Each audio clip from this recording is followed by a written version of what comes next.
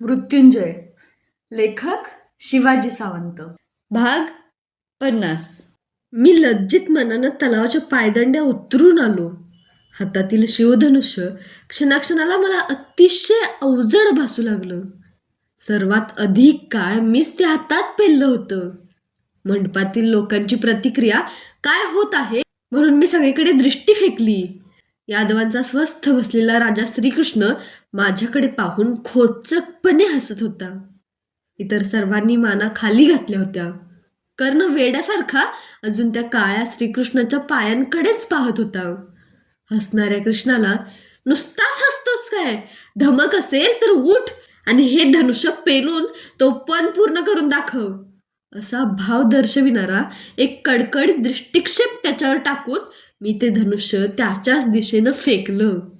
पण माझ्या दंडातील शक्ती क्षीण झाल्यामुळे ते फारसं पुढं गेलंच नाही.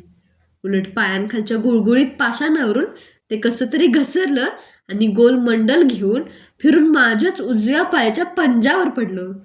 वेदनामय सनक पायापासून मस्तकापर्यंत चढली. पणातील पराभवानं, मन आणि धनुष्याच्या भारानं शरीर दोन्हीही आक्रोशू लागली. मदतीच्या अपेक्षेनं समोर बसलेल्या जरासंधाकडे मी पाहिलं. त्यानं नकारदर्शक मान खाली घातली. मला त्याची त्या बिकट अवस्थेतही कीव वाटली. माझ्या धनुष्याखाली सापडलेल्या पायाच्या वेदनांचं मला तेवढं दुःख वाटलं नाही जेवढं जरासंधाच्या तटस्थपणाचं वाटलं. पाय धनुष्याखाली सापडून आता तुटला तरी कुणाकडेही मदतीच्या अपेक्षेनं वर पाहायचं नाही असं ठरवून मी माझे डोळे घट्ट मिटले. क्षणापूर्वी जरासंधाला मुक्त करणारा दुर्योधन स्वतः शिवधनुष्याखाली सापडलेला पाहून सर्वजण हळहळत असावेत, पण पुढं मात्र कोणीच सरसावत नव्हतं. माझं मन चोहोबाजूंनी लाल मुंग्या डसलेल्या घायाळ भुजंगासारखं तडपडत होतं. पण एकाएकी मंडपातील कुजबूज जास्तच सशब्द झाली. माझ्या कानांवर तुटक तुटक शब्द एकामागोमाग एक आदळू लागले. कर्ण, कवचकुंडल, लक्षभेद, सर्वश्रेष्ठ धनुर्धर, साक्षात धनुर्वेद. मान उचलून मी कर्णाच्या आसनाकडे पाहिलं. तो आसनावरून उठून उभा राहिला होता. त्याच्या कानांतील कुंडलं तप्त झाली होती, पण उभा राहूनही तो समोरच्या श्रीकृष्णाच्या पायाच्या उजव्या अंगठ्याकडेच अजून पाहत होता. मला मोठ्यानं ओरडावंसं वाटलं की, कर्णा, नेहमी गरुडासारखे आकाशात झेप घेणारे तुझे डोळे आज त्या काळ्या कृष्णाच्या पायावर का खेळले आहेत? पण तेवढ्यात श्रीकृष्णानं उजव्या पायाचा अंगठा हळूच थोडा वर उचलला. कर्ण एक मोहक गोड हास्य फेकीत आसनाजवळून गरकन वळला आणि माझ्या दिशेनं झपाझप चालू लागला. त्याची उंच देहयष्टी इतकी भारदस्त वाटत होती की जणू खदिराचा डेरेदार उंच वृक्षच चालत येत होता. त्याच्या प्रत्येक पदक्षेपाबरोबर त्याच्या कानांतील कुंडलं लयीत हिंदोळे घेत होती.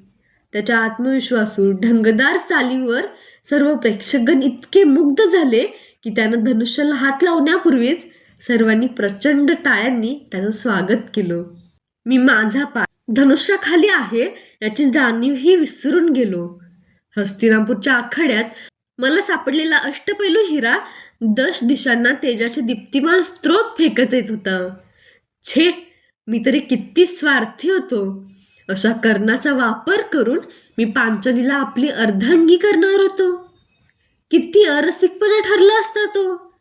पांचालीसारखी सुगंधी कुपी कर्णासारख्या सुवर्ण पुष्पाला शोभून दिसली असती.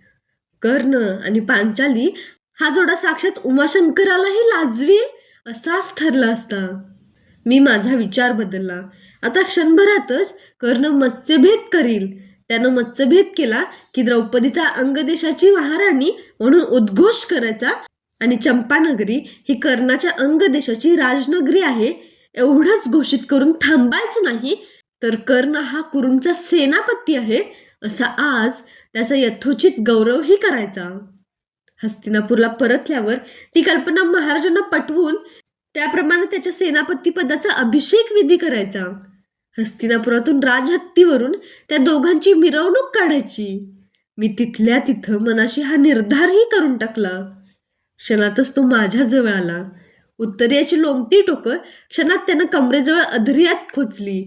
नुसती एकदाच त्यानं माझ्यावर दृष्टी टाकली. काहीही न बोलता त्याचे निळेशार निमुळते नितळ डोळे मला सांगत होते, राजा, घाबरलास की काय? तुझी सुटका करायला कर्ण समर्थ असताना तू जरासंधाकडे अपेक्षेनं कशाला बघितलंस?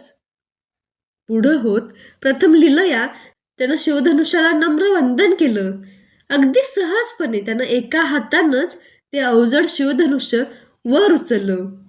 काय होत आहे हे समजायच्या आत एखाद्या लहान मुलानं एखादं खेळणं वर उडवून झेलावं तसं ते शिवधनुष्य त्यानं क्षणभर अवकाशात वर फेकलं आणि परत अचूकपणे एकाच हातानं पुन्हा पेलून धरलं. मंडपभर अविरत टाळ्यांचा प्रचंड पर्जन्य कोसळला. माझा पाय आणि मन दोन्हीही मुक्त झाली. उल्हासित मंडपानं त्यासाठीही टाळ्यांचा अविरत प्रतिसाद दिला. कर्णाचं अर्घ्यदान स्वीकारणाऱ्या समोरच्या गंगेच्या जललहरीच जणू थरथरत आहेत असं मला वाटलं. विजेसारखा तो तलावाकाठी गेला. तिथं ठेवलेल्या बाणांच्या भात्यातील एक बाण त्यानं सरकन खेचला. तो त्याचा सूक्ष्म लक्ष अचूक टिपायचा नित्याचा सुचिबाण होता. विरासन घेत प्रत्यंच्या ताणून सुचिबाण चढवून त्यानं पाण्यात डोकावून पाहिलं. गरगर फिरणाऱ्या मत्स्ययंत्रातील माशाचा डोळा पाण्याच्या कुठल्या थेंबावर प्रतिबिंबित झाला आहे हे शोधण्यासाठी त्याचे निलवर्णी डोळे गरगरू लागले. त्याचं ऐटदार विरासन सर्व आमंत्रितांना मंत्रमुग्ध करीत होतं. पाण्यात डोकावणाऱ्या त्याच्या कपोतासारख्या ऐटदार पुष्ट मानेला लोभस वळ्या पडल्या होत्या. अरण्य वराहावर झेप घालण्यापूर्वी सिंह घेतो तसा त्यानं अचूक पवित्रा घेतला होता. सर्वजणांची दृष्टी त्याच्या सुचिबाणाच्या अग्रावर आता खिळली होती. द्रुपदकन्या पांचालीचं जीवन त्या बाणाच्या अग्रावरून प्रवास करीत कर्णाच्या चरणांवर पडणार होतं. सर्वांनी कुतूहलानं, उत्सुकतेनं आणि कर्णावरच्या निरामय आदरानं श्वास रोखले होते. तो एकच दिव्य क्षण होता.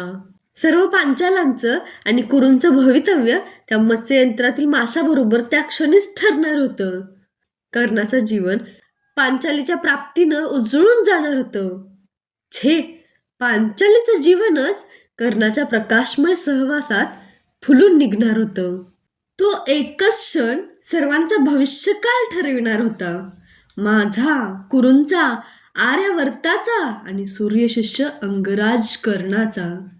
मत्स्ययंत्रातील गरगर मंडलं घेणारा मासा, त्याच्या डोळ्याचं प्रतिबिंब आणि सुचिबाणाचं टोक यांची सांगड त्यानं घातली आणि लक्ष वेधासाठी म्हणून कुंडलांपर्यंत आकर्ण अशी सरकन प्रत्यंच्यात आणली.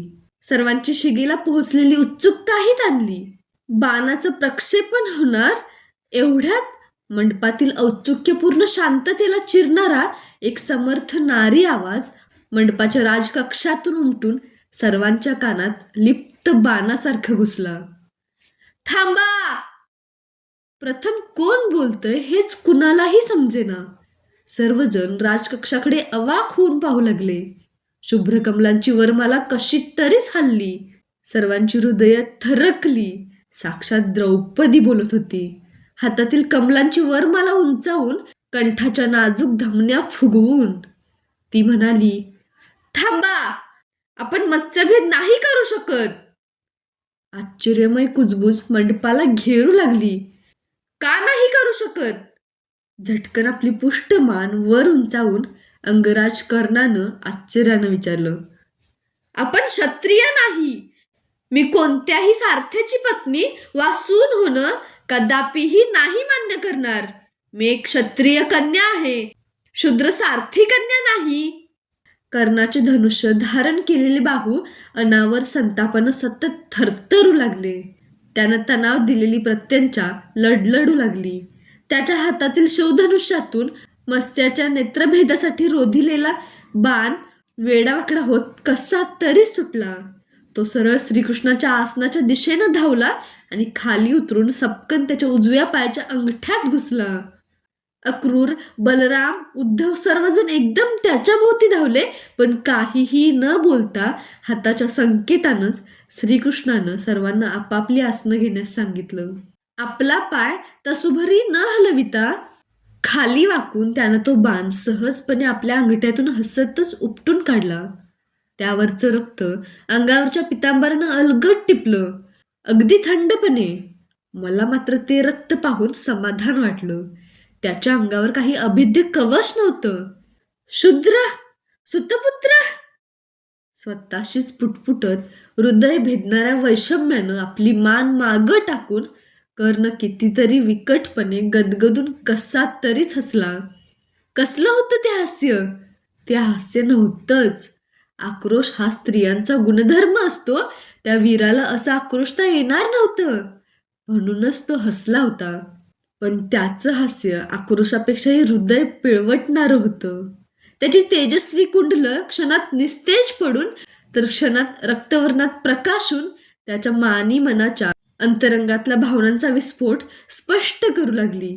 बाणांनी पडलेल्या छताच्या छिद्रांतून तो एकटक वेड्यासारखा आकाशाचा पटल जाळीत तळपणाऱ्या गुरुदेव सूर्याकडे पाहत काही काळ त्या तलावाच्या दगडी काठावर दगडी पुतळ्यासारखा तसाच विरासनातच राहिला. दुसऱ्या क्षणी लडलडणाऱ्या हातांतील शिवधनुष्य संतापानं खालच्या पायघडीवर फेकून देऊन वायूनं भडकलेला वणवा अरण्यातच झपाझप पसरत जातो तसा तो तरातरा चालत आपल्या आसनाकडे जाऊन मान खाली घालून बसला. तो चालताना ज्या ज्या ठिकाणी त्याचे पाय पडले होते त्या त्या ठिकाणचं पायघडीवरचं वस्त्र होरपळून काळं ठिक्कर पडलं होतं.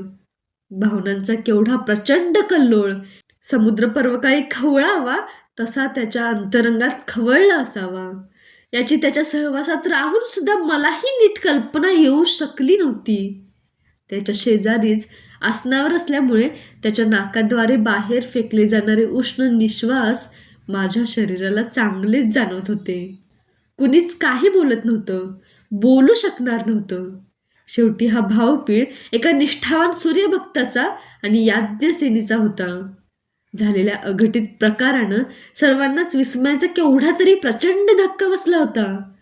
प्रत्यक्ष द्रौपदीच वधू म्हणून उभी असताना सर्व संकेत गुंडाळून ठेवून विनयानं खाली घातलेली मान उंचावून तीच काहीतरी असं भयानक मर्मछेदक बोलेल याची कुणालाच कल्पना नव्हती.